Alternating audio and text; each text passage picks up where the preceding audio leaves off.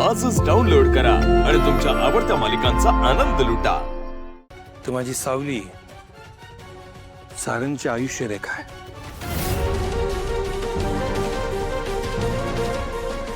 आपल्याला आज जो सारंग दिसतोय ना, चालता बोलता, तोही माझ्या सावलीच्या भाग्यामुळेच। माझ्या सैनिकांनी नुसता संसार सांभाळला नसता तर या घराला भरभरून दिलं असतं। पण केवळ तिचं प्रेम होतं म्हणून मी तिला इथे घेऊन नव्हतो आलो। ती या घरात आली असती, त्या घरातला लग्नाचा अडथळा दूर झाला असता, चांगल्या चांगल्या गोष्टी घडल्या असत्या। पण आता त्याच्यावर कोणाचा विश्वास बसेल की नाही मला नाही माहित।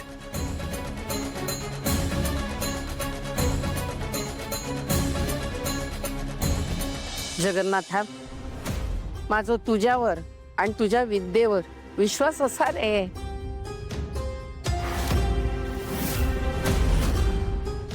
पण तिळू बरोबर तू जे वागलंस ना, ता काय बरोबर नाही। निव्वळ सूड उगवायचो म्हणून तू माझ्या रंग्याच्या आयुष्यात ही अशी पोरगी आणलंस। किती आहे हा? अशी म्हणजे? अगं बावन कशी सोनं येते हे असं बोलून तिचा अपमान करू नको। मी तिला जेव्हा पहिल्यांदा बघितलं ना, तेव्हाच मी तिला माझी मुलगी मानलं होतं। कदाचित मी माझ्या कामात यशस्वी झालो नसतो, पण तिच्या आयुष्यातला राजयोग तोच तिला या घरात घेऊन आलाय। आणि त्यावर सांगायचं झालं अजून महत्वाचं, तर माझी सावली, सारंगची आयुष्य रेखा आहे।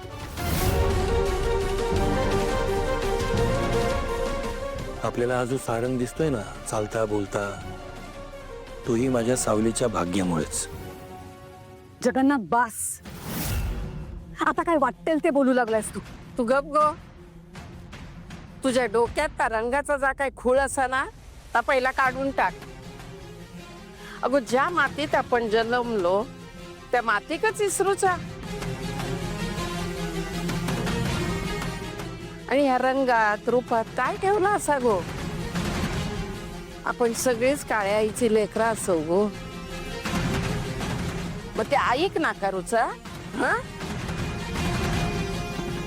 जगन्नाथ, एक गोष्ट लक्षात ठेव रे, माझे डोळे मिटूच्या आधी ना माका या घरात पाळणू हल्लेलो बघूच असा।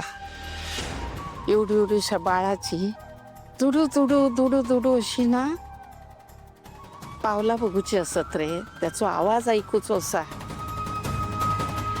तुझं हे स्वप्न सुद्धा माझी लेक सावलीच पूर्ण करणार आहे।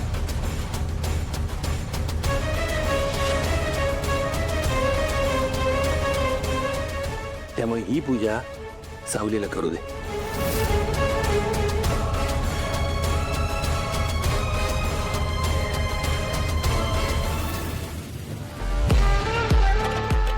जगन्नाथ, तू कितीही प्रयत्न केले तरी या घरात मी पाळणा हलवू देणार नाही।